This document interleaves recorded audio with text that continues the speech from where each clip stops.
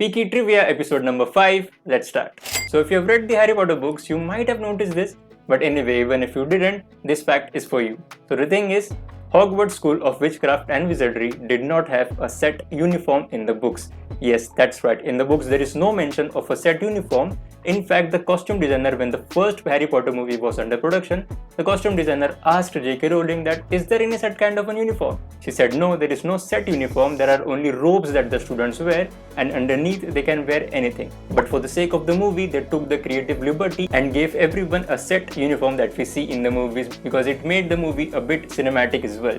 When you're making a movie out of a book, and if the book is this much celebrated like Harry Potter is, it's a very daunting task for any production house. A lot of things are riding on the director, the costume designer, the set designer, the screenwriter and everyone, but there is one particular person who is the director of the movie who has the ultimate vision of how this movie is going to pan out, and therefore choosing a director is very crucial. And in the 8 Harry Potter movies there have been 4 different directors, but we will talk about Chris Columbus, who directed the first 2 Harry Potter movies. There's a very interesting story of how Chris Columbus got his job, and the story is something like this. When Chris Columbus went to meet David Heyman, who is the producer of the movie, to meet and to discuss about his job, David Heyman says the director Chris Columbus actually came to the meeting with a written script of his own. That means Chris Columbus went ahead and put his own effort, put his own time, put his own creativity and wrote an entire script of the first movie, Harry Potter and the Philosopher's Stone. And David Heyman said he was mighty impressed with this because for someone to go ahead and write his own script really speaks a lot about how passionate that director is about making that movie. And ultimately Chris Columbus got the job. Harry Potter book readers are very familiar with Peeves the Poltergeist, and they were really gutted when he was not seen in the movies. But was he? Because let me tell you, he was in fact in the first Harry Potter movie, Harry Potter and the Philosopher's Stone. British comedian actor Rick Mayhall actually was Peeves in the first movie. He even shot his entire scenes, but he was left out in the editing floor because while editing the movie, they thought it didn't serve the plot well and was consuming a bit of time. Therefore, they left him out of the first movie and ultimately he got left out of all the other 8 movies. Harry Potter and the Order of the Phoenix ended up with Sirius Black's death. And I think you would agree with me that this was indeed Daniel Radcliffe's best acting performance throughout the 8 Harry Potter movies. But if you notice, this scene, in fact Harry Potter screams, were muted and there was a background music going on.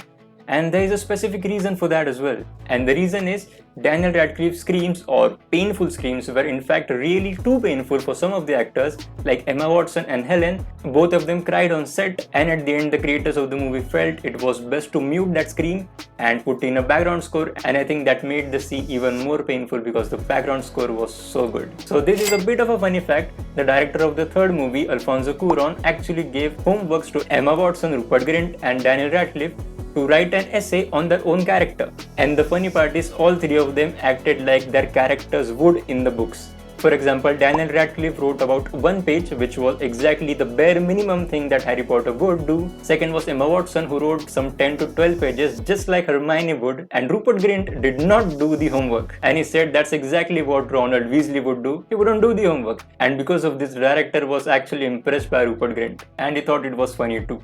Shooting the first Harry Potter movie was a bit of a tricky business because let's face it, everyone were children, and getting performances out of children are very difficult, especially when the actors have little to no experience of acting in front of the camera. And there were instances where one actor would just laugh, one actor would just drain out of energy, didn't have that kind of expressions and all those things. So to combat this, the cinematographer and the director actually found a way around it. And the thing they did was to place 3 or 4 cameras. Each camera would be on a specific person's face.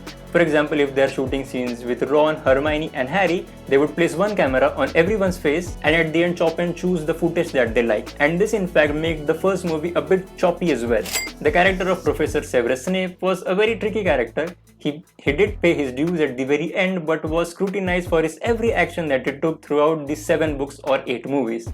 And as an actor, to play such kind of a character, it's a very difficult job because you don't know how to react in some situations which would pan out later in a very opposite kind of a way. And for this, Alan Rickman actually asked J.K. Rowling that what was up with his character, and J.K. Rowling actually told only Alan Rickman that how the story of Severus Snape will pan out at the end. And Alan Rickman was the only living person on earth other than J.K. Rowling that knew the fate of Severus Snape.